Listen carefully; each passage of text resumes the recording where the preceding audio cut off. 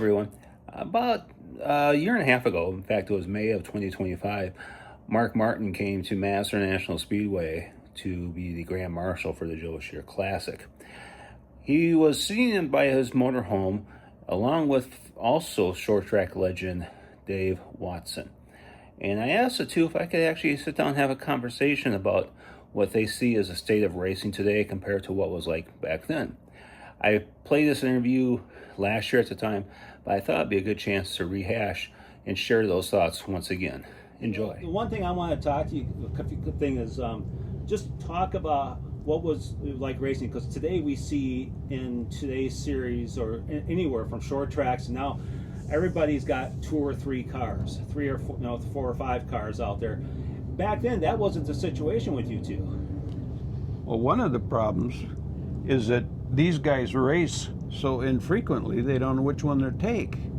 We race 50, 60, 70 times a year, only had 1 car. Right. So that's the amazing thing. These guys, we hear about it all the time, geez, we got a big schedule. We're going to run Madison. There's 14 races this year. We had 14 races on Labor Day weekend, didn't we? So. It did.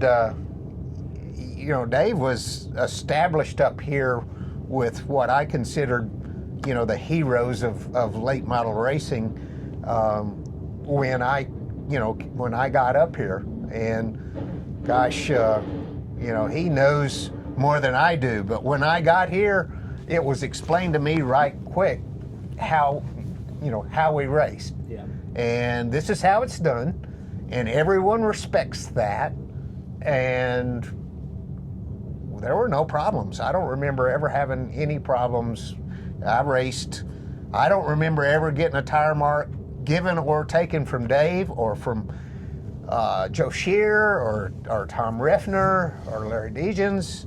All these guys, Mike Miller, I never remember a scratch ever. I raced a lot with Trickle, and once or twice we did, a little bit of rubbing because it was pretty intense a time or two, but we never had problem. We never tore stuff up. And to see these cars get tore up after the race is over is really a crime. Yeah. It's one thing to tear your car up racing. It's another thing to tear it up after the race is over.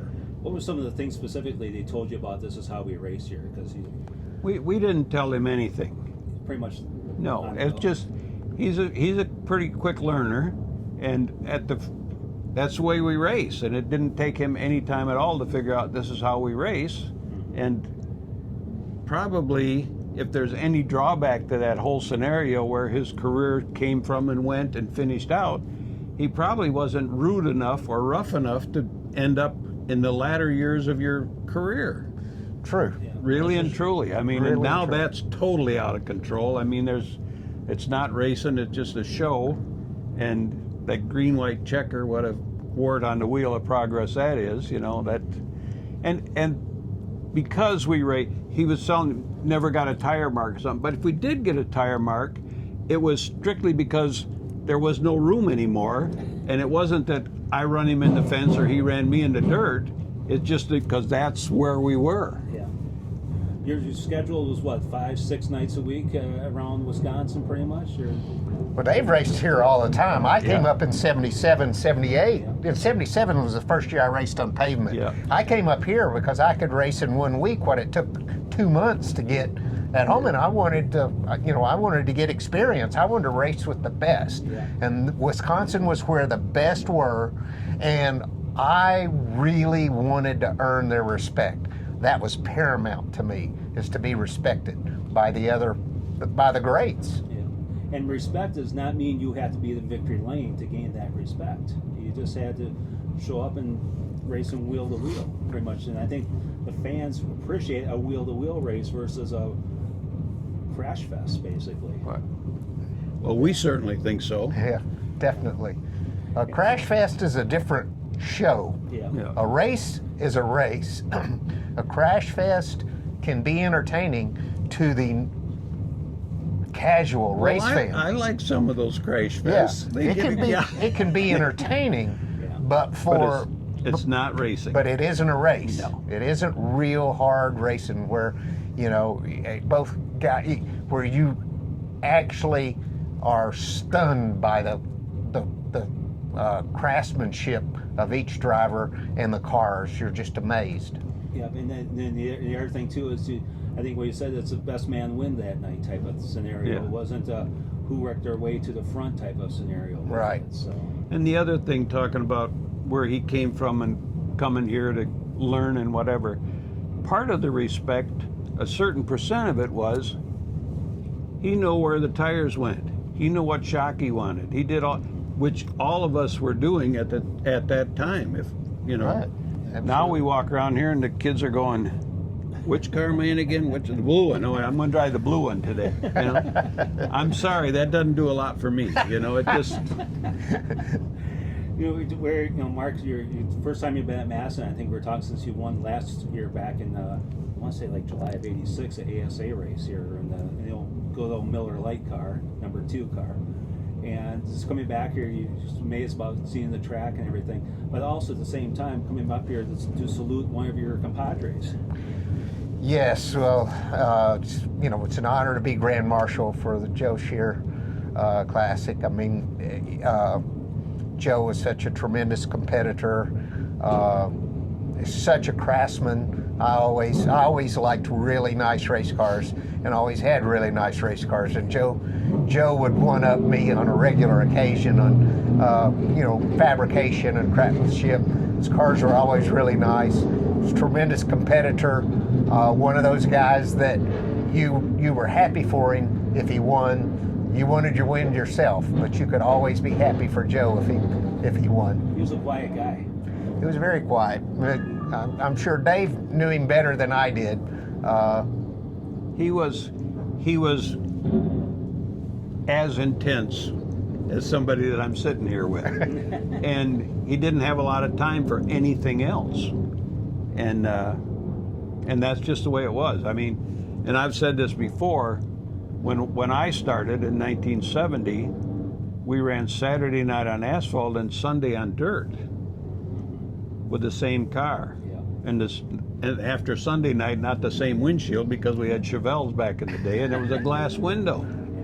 So, and he was, if Daytona had been dirt, he would have been somebody to reckon with, because he was excellent on dirt. Even in his poor health until his passing in 1997, he still was a racer. And in fact, he won his last national short track championship at Rockford with the bad health he was in. And he pretty much got wrecked early in that race. Pretty much had a modified race car when he went to victory lane on that one. The bumper for the last half of the race was a radiator. Golly. Fenders, the hood, everything was gone, and we were arrowing up, boy, this was really important in the arrow and whatever. He just went on and won, and was really weak. I mean, he was really, really hurt. We also have the likes, fortunately we lost Tom Ruffner last year. Funny thing is that I can tell you, Mark, is about 4 or 5 years ago, someone redid his Javelin, and Tom got back in his Javelin up at Oktoberfest, and he had Mike Miller as his crew chief for that. And you can tell Tom, I don't know if you were up there for that. I wasn't. But you could tell the first couple laps he was real slow, but then all of a sudden he was racing, and the smile on his face of that. You know, talk about those Ruffners, the Deachens, those guys that you raced with back then are still, some of who are still with us today. There's unfortunately, our numbers are dwindling. Yeah. Well, Freddie Nielsen last week, you know, I mean, big part of my career for a season, and that was the first time that I wasn't writing a check to the tire guy. Yeah. And talk about a difference in mindset and racing and whatever else. And I think if we welded this to that, it'd be better, Freddie. And there was a little problem. It didn't come that way. And is it still going to be chrome plated if we do that? So, but we did, and it worked really well. And I mean, from back in his modified days, I mean, he had the nicest modifieds, and from Johnny Reimer and Whitey Harris, and I mean, he had the stars all for his entire career. So. Yeah, I went to Freddie's one time and spent the night with him at his place and talked about coming to drive for him somewhere in the late 70s, early 80s, late 70s, I think it was. And yeah, we talked serious about it, but things didn't work out. Yeah. You kind of, in your latter part of your driving career, became like a scout for Jack Roush, and you happen to find a young kid that raced at this track and raced up at Con named Matt Kenseth. What drew you to him? Was it because of you were kind of knew him from back in the later part of the Arco days, or what attracted you to him to say, Jack, you need to take a look at this guy? Two things. Number one, I saw where he was winning races up here, and I also saw he was winning races in different cars. That meant that he wasn't working with Howie Leto all the time. Wasn't working with the best guy up here. Yeah. That meant he knew how to make his cars go fast. That's what that told me. And then the second thing is I met him for the first time at Talladega for a bush race, and we sat and talked after the driver's meeting for about 30, 45 minutes, and then I went straight to Jack and I said, you have to sign him right now. I know you don't have anything for him to drive, but you got to sign him. And Jack, for once, listened to me. He did it. Yeah. And then the rest is history. Now he's in the Hall of Fame along with you as well too now, which is a pretty nice honor. And in that standpoint, and you also discovered Joey Logano, and I remember I was telling you earlier about how I saw you in 2003 at Lakeland Speedway, and I told you where I was working at the time at this track, and you're like, I need to get that kid up here to drive at this track as well too. What was that determining factor for him, that why you need him up here, just because of the racing scene up here, or the track itself? Or I just felt like that this, to me, this is where it's at. This is the foundation. Wisconsin racing was the foundation of my NASCAR career. Yeah. And I had that in my mind, and you can race a lot here, and you can, it's good racing. It's not easy. Yeah. There are a lot of great racers up here. I have been, before I came along, and have been since. So I just think that this is a good training ground.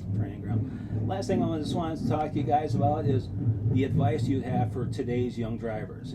The attitude is a lot different to where it's some pocketbook type of racing, and they're not really in the shop working and all that. Can you guys just talk about what it means to work in the shop, work on that car, then take that car out on the track, versus just having someone else set up the car and you show up to race type of thing?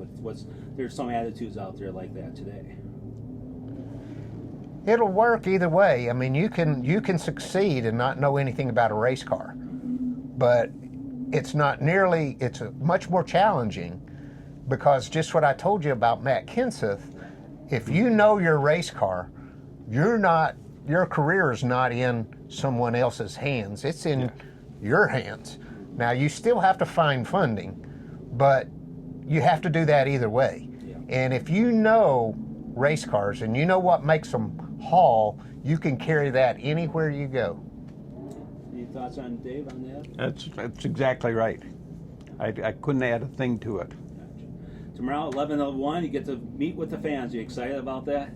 Looking forward to it. It's going to be fun. It's going to be a fun day, fun race and all that. Dave will be there to keep you in tow and everything. I'm going to keep the Sharpies cool for you. It passes out because we know for a fact there's still a huge number of Mark Martin fans here, and there'll be more tomorrow for certain. Yeah, we'll have to take a look at the long line we had at Kakana back in 2018. I tell you, Wisconsin is the best. Yeah. I mean, it's my favorite. My favorite racing for sure. Favorite race fans, favorite drivers, favorite memories of my career all come from the Wisconsin race fans. 5 wins at Madison, but Ty Majewski said you can get in his car, but no 6 win for you, right? No, I don't need to drive anything fast. All right. Thanks a lot, gentlemen. I really appreciate it.